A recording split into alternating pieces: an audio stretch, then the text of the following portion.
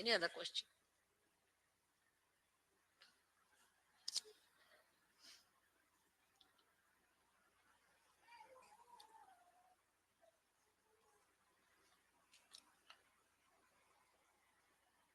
Well, it seems that many of us here don't really know about the Hamsa chakra. About what? About the Hamsa chakra.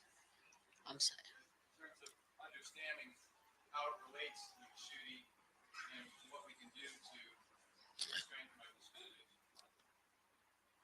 Hamsa chakra stands between the Vishuddhi and the Agya, as you can see clearly positioned like that. But from Vishuddhi, there are many nerves which pass through Hamsas and end up here. They don't all go to the brain. Or we can say that at this time, at this point, all our reactions, which are what you call reflex reactions, finish off. So, supposing now I get some dirty smell, I'll close my nose like that. Or if I can't hear, I'll just pull my ears like this. Or if I see something dirty, or if I see something jarring, my eyes will close automatically. If somebody tries to put a pin through me, immediately I'll spontaneously. It's all built in within my system and your system too, that you react with reflex action. Same thing may not happen to animals. Animals are different. Some animals have certain reflex actions, some have some reflex actions. But we are different, and our reflex actions, we are all practically just the same. There's not much individuality. There isn't much difference in our reflex actions. At the most, with conditioning, somebody might say, yeah, somebody might say, oh, somebody may say something. That's different. But the reflex actions are just the same. So up to the reflex action, we don't have to use discretion. Then starts our discretion part. As discretion starts when we are using these two nadis which meet here without going to the Agya. So when these two nadis meet here, what happens? We start seeing through our experiences. First would be a reflex action, automatic reflex action. The second is when, supposing a child, if you tell the child, now this is hot, don't put your hand there, he won't listen. Put the child. With the experience, he will develop reflex actions, the conditionings of it. So thus reflexes are built in within us. Also, they are built in within us with, we should say, with other conditionings like,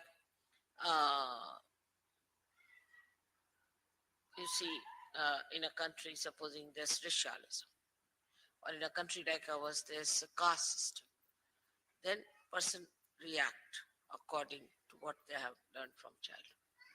All these conditionings could be of the present day when you are born. You could have been yourself born in last life in, say, Africa.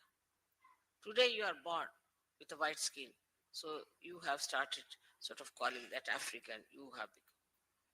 All these conditionings can be built into your Hamsa chakra, which have come from your training of the mind. You can see the experiences of the mind, the experiences of the society, of your knowledge, of your education, the way you are conditioned can be built in here in the Hamsa chakra. And it reacts to things which has no meaning. If you hate, I hate someone. Why? Because that person wears a blue jean or something, or you can say a green shirt. Now this is built in your mind. Or sometimes this falling in love also comes from the same kind of a conditioning. Supposing you had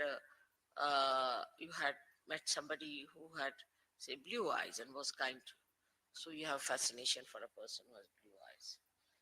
There's no pure idea about beauty. There's no pure idea of happiness. There's no pure idea of aesthetics. All is conditioned. For some people, this is beautiful. For somebody, this is not beautiful. So this is the place where these interchanges take place between both the nadis. And here, the Hamsa lies outside the path of Kundalini. They sort of come out here, out of the path of Kundalini. It's very simple. When the Kundalini moves, she goes from Vishuddhi direct to Agya. Now, how can we improve our Hamsa? Is a big problem. Because if our Hamsa is sick, is over conditioned, the Kundalini cannot work on it. It just gives up. Now, so for Hamsa, we use all these physical things. Like I said, put the ghee in the nose. Keep it in a way that it is nourished properly. Because Kundalini, if it tries to, too much will have problem. Problem because as it is, most of our time we spend in such a manner that your Hamsa things become what you call the epithelial cells, the linings become dried. Now when the Kundalini rises, she may try to create a problem more for that dryness. Maybe. So it is kept out, but it has an effect in the cells that even if there is a light outside, it can fall inside. So it's not the Kundalini directly that affects your Hamsa. It is like when the Kundalini awakens, you yourself see now that a person is, whether he is fair complexioned or dark complexioned, he is a human being. You reason it out and Hamsa clears up. Then you see yourself that, oh, I'm very egoistical. You start seeing yourself through your Agya. Start seeing that I'm so conditioned. So you reason it out. And that's how you correct your conditionings. This is what is Hamsa chakra. So Hamsa chakra cannot be done if just you are a realized soul, but is an effect, is the symptom of your Kundalini awakening. Some people think that you develop discretion just as the Kundalini rises. Is it wrong? No. That has to be deliberately seen, that you build up that discretion within yourself. But once it is built, for example, my discretion is absolute. I just know what it is. See, my conditioning here is absolute. Is one with the Kundalini, one with reality.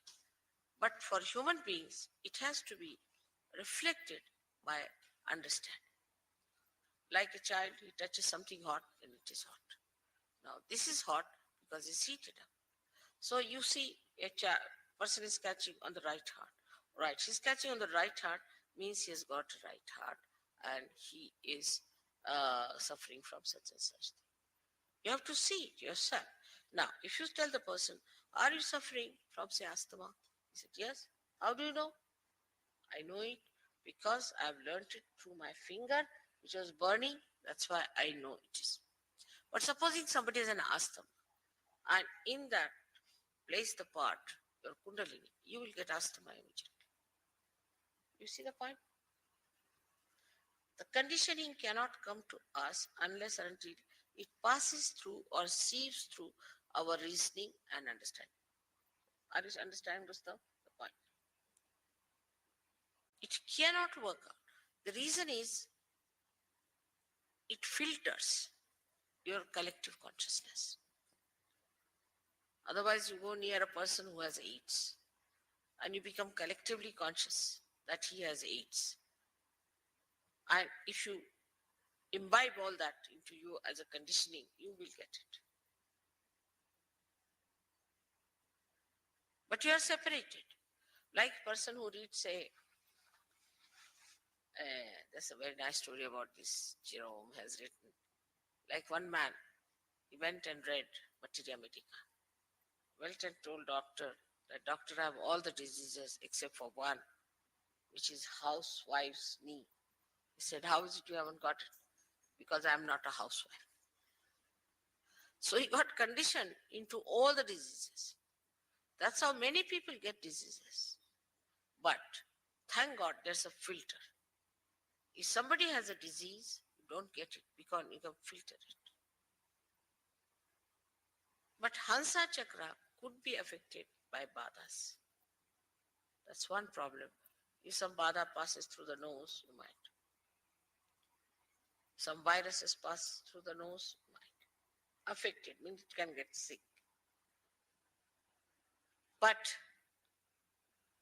one must understand the discrimination between the two. Say there's a virus infection outside. It can pass into your Hamsa chakra and can give you a problem of sinus, this, that, physical. But you won't become like a person who has given you virus infection. So there is a filter. But supposing there's a person who is very hectic and you come in contact with that person, he's very hectic, so your swadhisthana can take over. You can become hectic with that person. Living with that person, you can become hectic.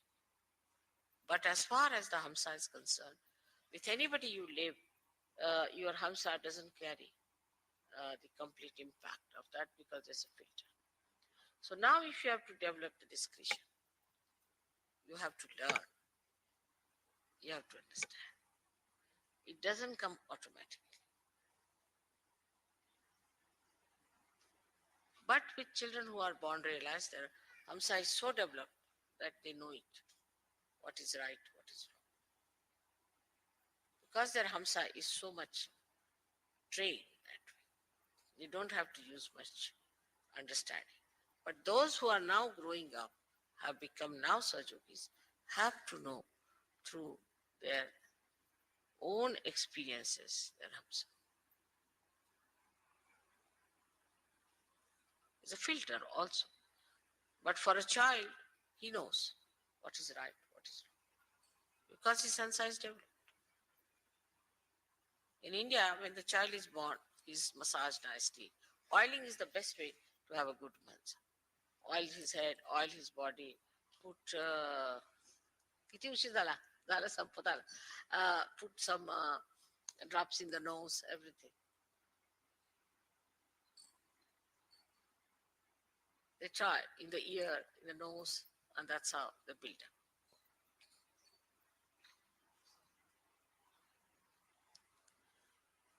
So what I have to say that physically you should help your Hamsa chakra by using ghee and all that. And mentally you should use it by learning things in experience, what to do, how to do it, how to work it out, how to establish. Basa, basa, basa, basa.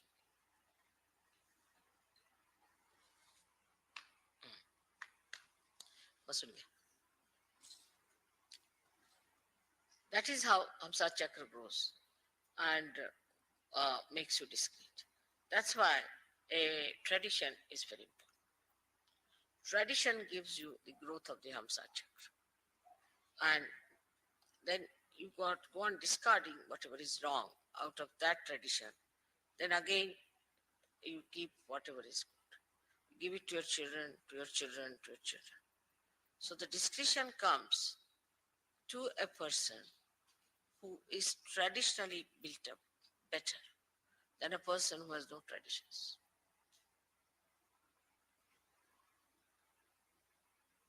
Now, for example, this morning I was discussing that people fill the wash basin and wash their face in the West. In India, we cannot conceive of it, cannot even think of it. I mean, people don't know it can be done. Because in traditional way, it has come out that if you're washing your face and again your water goes into there, then all the dirt is in it, again you're using the same water. So you cannot have complete. So always use running water. Traditionally, we've learned it. So it's so much in our heads, in our discretion, that we cannot even think of such a thing. Simple thing that Muladhara must be cleaned and washed. Any Indian you take it, he knows that is because they must have had some problems before. Whether he is in the north, is in the south, east, or west, ask him. Auspiciousness is another thing. Is so much imbibed in the tradition.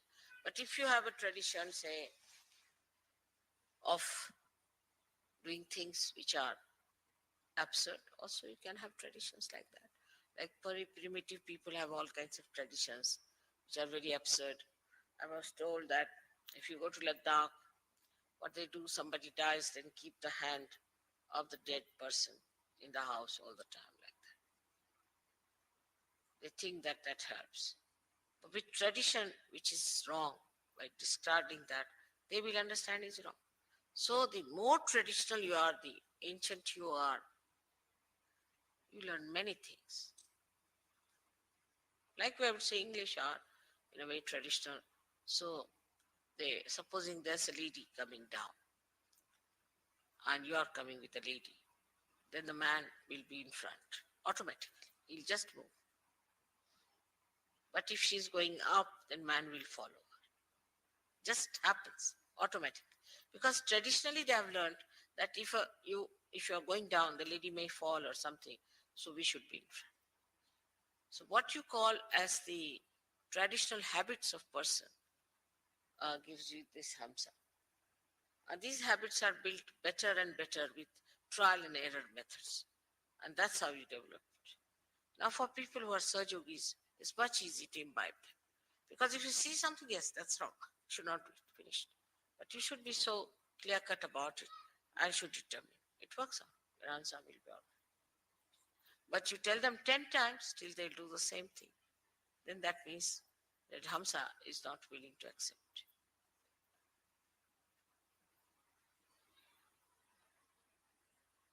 But you must nourish it, you must look after it, you must, as I said, also the kajal is very good for Hamsa chakra.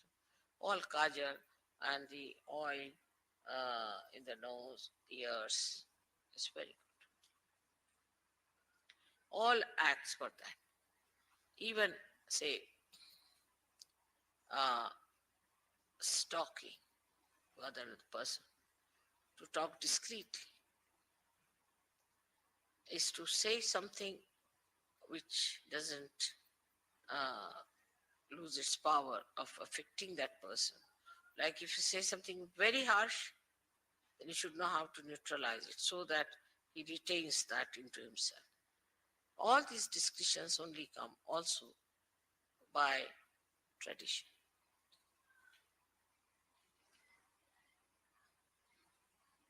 When you find something that is futile, in a collective way, in a tradition, drops out. So the blessings of the tradition is great, but greater are the blessings of your spirit. And the blessings of the spirit are such that through your vibrations, immediately you know this is wrong. But you have to be honest about it and you just give up. You want to ascend, you want to improve your vibrations. So for that, whatever is needed, you will do.